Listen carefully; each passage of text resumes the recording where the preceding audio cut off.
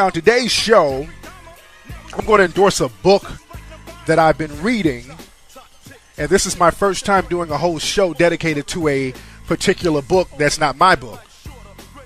I feel that this book is that important, and I get on that in a second. But right now, I want to talk about some things that's going on in the nigga news. A lot of folks are talking about the 50 Cent Young Buck beef. For those who don't know, the rapper 50 Cent threw Young Buck out of the group G Unit.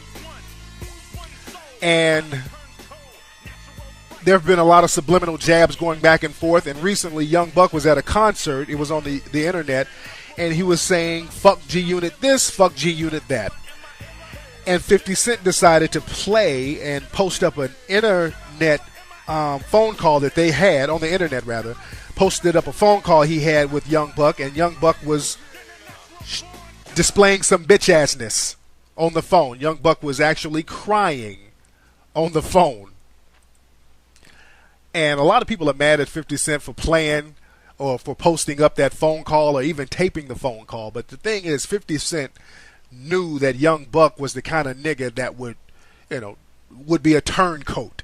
He knew that Young Buck would eventually try to say some slick and greasy shit, so he had some ammunition in his back pocket. And he utilized that ammunition, and a lot of folks don't understand how chess players do it. That's a chess move when you think 3 steps ahead of a nigga. And I'm going to play some of the Young Buck phone call, and it's a real bad look for Young Buck. And this kills me. A lot of niggas be on that hardcore gangster shit, and then behind closed doors, the bitch-assness comes out. Now, here's some of that phone call. Hold on. That I'm in for us, the taxes from last year, and then this year's about to roll around. They're trying to owe you no shows, no other that. Man, I'm confused a little bit. And at the end of the day, it's like, I'm handling it wrong. I done got out of line a little bit with you. So I swear to God I have. Yeah, you're gonna be alright. You hear me? I'm wrong. This is 50.com. The nigga just get confused. I know.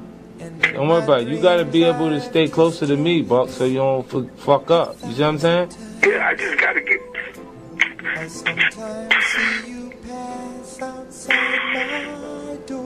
I'm good. I just got confused a little bit. That's enough. That's enough, man. I can't take it. That's a bad look. That's a bad look for Buck, man. I don't know how this dude is going to bounce back from that, man. Shit. I listening to that, I don't want to buy this nigga's record, man. Yeah, your favorite rapper displayed that kind of bitch-assness? This nigga's crying on the phone to another nigga? Damn. That's not a good look, man. Y'all niggas be doing all that hard gangster shit and you on the phone crying to another nigga. It ain't never that serious, homie. It ain't never that serious, man. But hey, man, all my blessings to Young Buck. I hope he gets it together. But that's a very bad look. But I digress. Also, another thing I want to talk about this so-called semi-beef with Ice-T and Soulja Boy. Ice-T made some comments recently that Soulja Boy has fucked up hip-hop and Soulja Boy is garbage and he can eat a dick and Hurricane Chris. And a lot of people agree with that. Now, the tactics of it was kind of untactical to say it the way he said it, but, that's OG gangster shit. You say what the fuck is on your mind. And Soulja Boy responded with some little corny-ass disses. I'll play a little clip of that as well. Where I'm coming from. Nigga, I wasn't born rich, nigga. I wasn't born in no big-ass house like this. Nigga, y'all work to get it. I'm 17 years old, dog. Nigga, I worked hard for this shit. You feel me? Even if it was all this got me out for one song, nigga, you should be congratulating. You should be congratulating. Real talk. You should be telling me, congratulations, young brother, get your money. He's talking to Ice-T. That's what you should be saying instead of eat a dick. Eat a dick, nigga? To me, be the same. It's niggas, man, you know how many niggas in the hood right now this wishing they was in my position, that wishing they was in your position, nigga that wish they had some money, wish they had a song, wish they had a hit, wish they had anything, nigga. It's niggas that can't get a job. And you up here talking about, Soulja Boy, I know you young enough to be my son, but eat a dick. What kind of shit is that? I know you young enough to be my son, but eat a dick. Nigga, that's some bullshit, dog. That's some bullshit. I work hard. I work hard to get her, dog. I work real hard. I promise. Okay, that's enough of that. That's enough of that. And he went on. He was making some little disses like, I see old as fucking. Let me put some music on. Now, I can understand where Soulja Boy is coming from. He's, he wants to defend himself. Ice-T made some comments, and, he's a young dude. He wants to defend himself. And Ice-T did get a little gangster on him. And I understand where both of them are coming from. I'm playing the devil's advocate. I understand where Ice-T is coming from because Ice-T, and I'm talking to Soulja Boy, let him know that I'm saying, and this is constructive, I'm not shitting on him, and I've talked about Soulja Boy before, like the Soulja Boy Crank That song. It was a cool little song, it was a novelty song, the kids liked it, I liked the song, but some of the other songs that you came out with, Soulja Boy, was some bullshit. That Y'all Trick Y'all, that was some bullshit, homie. I mean, let's just keep it 100. It's not a diss, man. That was a real bullshit ass song. It's like you didn't even try. You just threw some shit together. You just took the money and ran. So a lot of niggas who have been in the game, like Ice, they take offense to that because you have to understand that Ice and people in that generation, like Ice, Cube, NWA, Luther Campbell, Public Enemy, these dudes, man, damn near went to jail for hip hop, man. I mean, these dudes were about to get fed charges, indicted on them. I mean, they were facing some serious shit. They had congressional hearings about Ice-T's lyrics and NWA and all this shit, man. So these guys really fought Congress to give you the right to say what you're saying on records now. For a lot of these younger cats, man, these guys fought for that. They put their livelihood on the line, literally, for you guys to spit game on records. And for you to get that opportunity to spit on records to put some bullshit like Y'all Trick Y'all, that's kind of offensive. A lot of niggas be like, damn, man, I almost went to jail for this shit. So I can see why niggas would get offended because of that. Niggas who have been in the game for a while and put in some real work and some real sacrifices. So I want y'all to look at it from that perspective. That makes sense, guys? Alright, good. Now let me get back to spitting me some game here. But that little thing between Ice-T and Soulja Boy, it's a generational thing. Again, we just want the rap game to step up. And congratulations to Lil Wayne, by the way. He sold 1 million copies, man, which hasn't been done in years. Somebody sell 1 million copies in such a short time in hip-hop. So congratulations to Lil Wayne. Now anyway, on today's show, I want to talk about this book that I have received recently. This is a book that is very important. I recommend that all of my listeners go out and get this book, especially my people of color, black people, even white people. This book talks about something that I touched on the last show. On the last show, I was talking about why whites are in a certain position financially and why blacks are in a certain position financially as far as housing and living in the suburbs and living in the ghettos and living in the inner cities. And on last week's show, I really touched the tip of the iceberg. After getting this book, I was literally blown away. There was a lot of stuff that I didn't know about the game as far as race relations in the country. It was deeper than I thought. There's this book called Sundown Towns. It's a book by a man named James Loewen. He's a professor at the University of Vermont, and he lives in Washington, D.C. And he has another book that I read before that I've had for a few years. It's called Lies My Teacher Told Me, which was a great book. And James Loewen in his book Sundown Towns, he talks about thousands and thousands of towns and cities in America that specifically kept black people out from about 1890 to 1968. And actually, some of the towns still keep black people out in subtle ways. But this book breaks the shit down so deep, and it exposes things that a lot of people simply didn't know.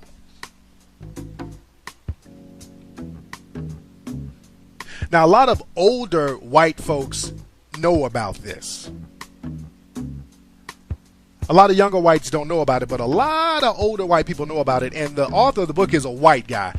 A lot of times when a black man comes out with a book like this, he's labeled as Afrocentric, and a lot of Afrocentric, quote-unquote, books don't get major publishing like they should. So it's kind of a gift and a curse. See, a lot of times we don't validate information until it comes from a white guy, but on the same side of the coin, on the other side of the coin, a lot of white guys, their books are easily, they can get their books published faster. And this is one of the few white men who really tells the truth about race relations. One of the few in history who talks about history that I really respect their opinion. This dude is the truth with it. He breaks it down, and he's white, so y'all who need validation from white folks, you have it from him, and he's breaking it down. When white folks are telling you what the deal is as far as race relations and how fucked up white society has been, it's some real shit. People always talk about the American dream. What is the American dream? The American dream, they say, is liberty, justice for all that bullshit. The real American dream is owning a home and achieving a certain level of wealth. The real American dream is real estate. People always tell you, you get money this, you get money that way, invest in stocks, invest in this. The biggest investment, the most important investment anybody can make, and I'm talking to my people of color here, is real estate. Because real estate, the property value usually always goes up. You always gain some type of equity. So you really, really, really need to get real estate. Real estate is very, very, very important. And this is the underlying foundation of why I'm talking about this book. The reason why a lot of whites are in a certain position they're in today, and a lot of blacks are in a certain position they are in today, is because one group had access to real estate and the other group did not. A lot of whites always sit back and look at blacks and say, well, damn, how come you guys haven't made any progress? Slavery is over. Slavery's been over for 140 years. You have civil rights. So the general consensus is black people are in a position they're in now. A lot of black people are living in ghettos and inner cities, and white people are living in the suburbs because white people must be smarter. Or black people just must not be mentally superior as they should be. Or black people are mentally inferior. That's the general consensus that people try to relay. And on the last show I did, I talked about that, and I debunked some of that. And this book, Sundown Town, it goes deeper. This book talks about cities in America, thousands of cities, that had a unwritten rule. Some rules were written, but basically it was a general understanding that black people had to be out of these towns by sundown. This is some deep shit. And I knew about a few cities. I knew about 10, 15 cities that had race riots and kind of ran black people out. And I've talked about it on this show many times. I've talked about Tulsa, Oklahoma, Rosewood, a couple of places in Illinois. But again, that was just the tip of the iceberg. According to this book, There were thousands and thousands of cities all around America that ran niggas the fuck out. Thousands of them. And this book lists a lot of them, and it has newspaper clippings, it has flyers from back in those times, a lot of information that a lot of people tried to keep buried and hidden. This guy has yanked the covers off that shit. You have to get that book. But like I was saying, man, real estate is very important, and a lot of black people were denied access to certain real estate. That's why white people are in a position they're in now. See, the thing is, after slavery, directly after slavery, during the Reconstruction times, from like 1865 till around 1890, black people were actually doing all right. Because after the Civil War, everybody was kind of patriotic. And a lot of black people moved up north, and white people kind of welcomed them in the communities. Then at around 1890 and around the turn of the century, around the 1900s, things started changing. Things went dramatically wrong. All of a sudden, a lot of black people were doing well. They were doing a little bit too well. And that started fucking with a lot of white folks. Because, like I said before, a lot of the people in America, the white folks were either rich or they were working class poor. There was really no in between. And the rich white folks, they didn't give a damn who worked for them. Long as you made money, long as you produced. And blacks were used to working for free. So any kind of wage would be cool for them. They're like, cool, you're going to pay me for doing what I did for free for the last 300 years? Sure. As a matter of fact, I work for less than this white guy. That's where the problem came in. That's where the problem came in. The white people of that time, they said that there was a Negro problem. The Negro problem was black people were taking jobs from working class whites. And a lot of times, again, they were doing better. And the black people who were doing better, they were the main targets. White people would literally burn their homes down out of hate, out of jealousy. I've talked about the Tulsa, Oklahoma race riot, where there were many prosperous black people who were run out of Tulsa and their community was bombed, literally bombed. It's the first time in American history where civilians were bombed.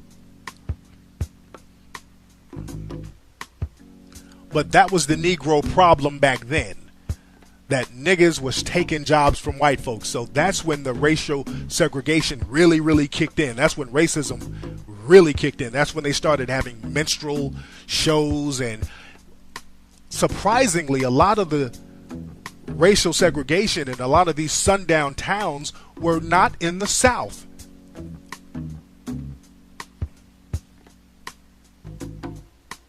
See, that's the misconception. A lot of northern white people, and even today, they like to make it seem like the South was dangerous and southern whites were real fucked up towards blacks. Southern whites had lived around blacks for years. So they were kind of used to the black presence. They were used to the presence of black folks, so it wasn't that big of a deal. I mean, there were lynchings and there was white folks running niggas out of town, but it wasn't as severe as it was in the North. In the North, they were going crazy. Most of these sundown towns, these places where they ran niggas out and black folks couldn't be in there after 6 o'clock, this was in Illinois, Wisconsin, Detroit, New York, all over, even in the West Coast. Even in western states, rather. And again, the reason for this is because the propaganda about black people start kicking in too. A lot of people start talking about eugenics and black people being inferior. And again, there was a movie called The Birth of the Nation that came out around 1915. That was another propaganda film that made whites lash out against blacks. You feel where I'm going? So a lot of black folks moved to northern cities, but it wasn't the inner city. like the major cities were full of white folks. So black people lived in the outskirts of the city. Black people were living in very rural parts of the North. And white people ran them out towards the inner cities.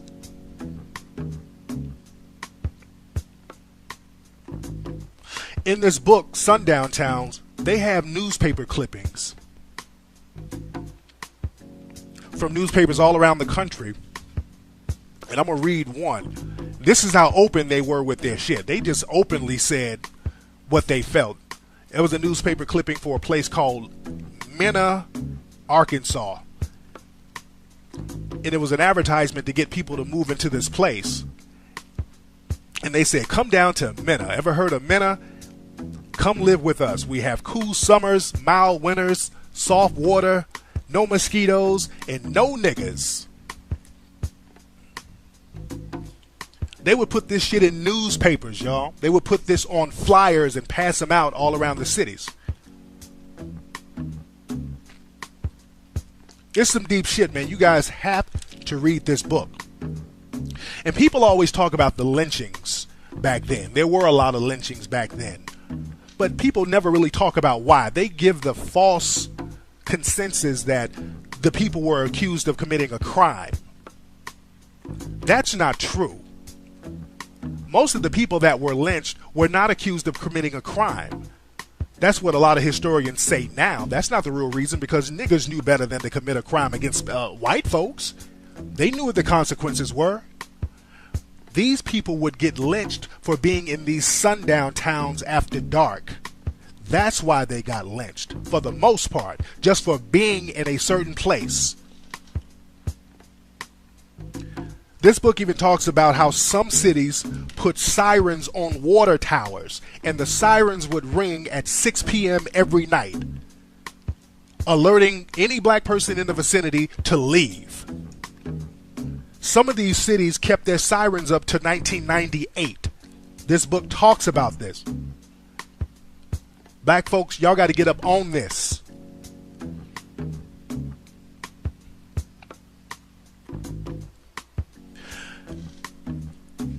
Black folks had to come out with a book back in the day. It was called the Negro Motorist Green Book, and this book circulated around the black community, and it had a list of different hotels, restaurants, auto shops that black people can go to be safe. It's called the Negro Motorist Green Book, and they have a picture of that in this book as well. It was some real deep shit that you guys need to know about.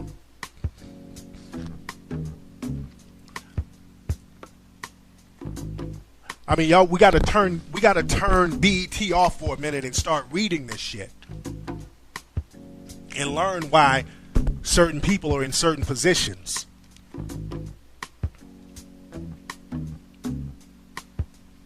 And again, in places like Detroit, it was real segregated in Detroit.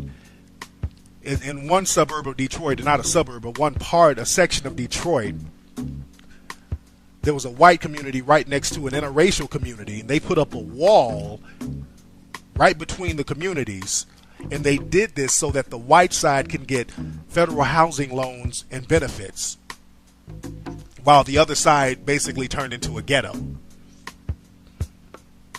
The government was in on this too. Black folks, you need to know about this shit.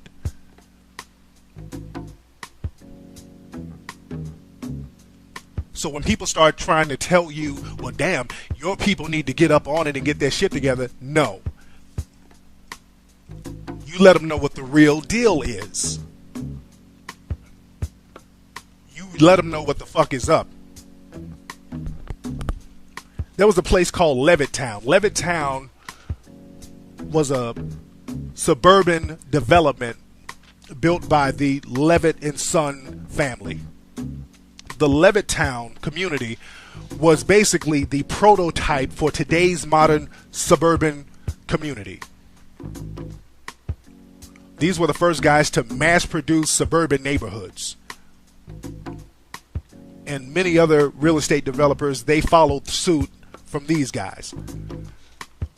And Levittown was in New York. They had a Levittown in Pennsylvania. They had a Levittown in New Jersey. And it was one of the most successful suburban housing communities in the country, and the Levitt community specifically stated on their real estate applications that blacks were not allowed. It was white only.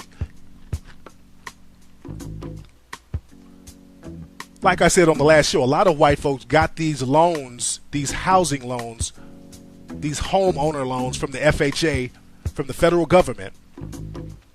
And black folks couldn't get these loans, and white folks ran out to the suburbs during the phenomenon called white flight. See, people talk about white flight and white people leaving the inner cities and leaving black folks behind, but they never talk about how white folks were able to do white flight. They make it seem like, well, white people had more money than black folks and white people were working harder than black, so that's why they were able to live in the suburbs. That wasn't the case at all. White folks were given loans for damn near no money, and they were able to move into these communities. And black folks, even when they scraped up the money, they said, fuck a loan, I'd make the down payment myself. They still couldn't move into these neighborhoods. So when these Bill O'Reillys and these Sean Hannitys have this old condescending superiority complex attitudes, fuck them. Let them know about this.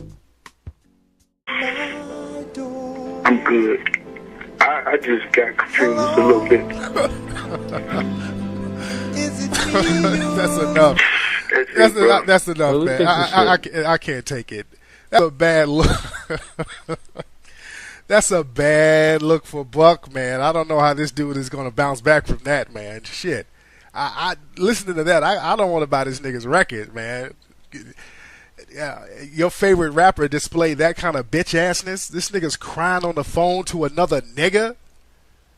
Damn. That's not a good look, man. Y'all niggas be doing all that hard gangster shit and you on the phone crying to another nigga. It ain't never that serious, homie. It ain't never that serious, man. But hey, man, all my blessings to Young Buck. I hope he gets it together. But that's a very bad look. But I digress. Also, another thing I want to talk about, a phone call that they had on the internet, rather, posted up a phone call he had with Young Buck, and Young Buck was displaying some bitch assness on the phone. Young Buck was actually crying on the phone. And a lot of people are mad at 50 Cent for playing or for posting up that phone call or even taping the phone call. But the thing is, 50 Cent knew that Young Buck was the kind of nigga that would be a turncoat. He knew that Young Buck would eventually try to say some slick and greasy shit, so he had some ammunition in his back pocket. And he utilized that ammunition, and a lot of folks don't understand how chess players do it. That's a chess move when you think 3 steps ahead of a nigga. And I'm going to play some of the Young Buck phone call, and it's a real bad look for Young Buck. And this kills me. A lot of niggas be on that hardcore game about this so-called semi-beef with Ice-T and Soulja Boy. Ice-T made some comments recently that Soulja Boy has fucked up hip-hop and Soulja Boy is garbage and he can eat a dick and Hurricane Chris. And a lot of people agree with that. Now, the tactics of it was kind of untactical to say it the way he said it, but that's OG gangster shit. You say what the fuck is on your mind. And Soulja Boy responded with some little corny ass disses. I'll play a little clip of that as well.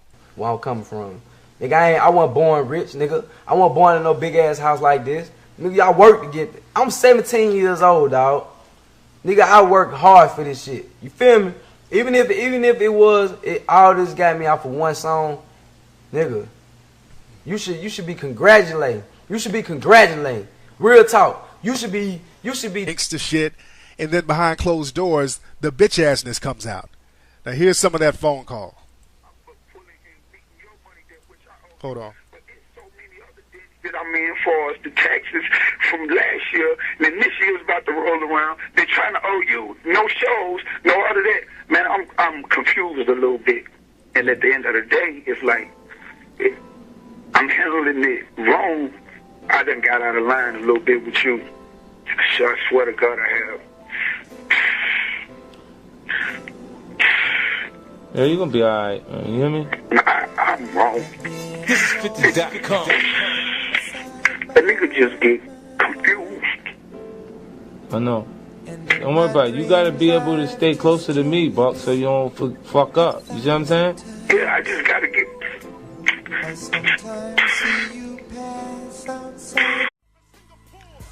Now, in today's show, I'm going to endorse a book that I've been reading, and this is my first time doing a whole show dedicated to a particular book that's not my book. I feel that this book is that important, and I get on that in a second. But right now, I want to talk about some things that's going on in the nigga news. A lot of folks are talking about the 50 Cent Young Buck beef. For those who don't know, the rapper 50 Cent threw Young Buck out of the group G Unit. And there have been a lot of subliminal jabs going back and forth. And recently, Young Buck was at a concert. It was on the internet. And he was saying, fuck G Unit this, fuck G Unit that. And 50 Cent decided to play and post up an internet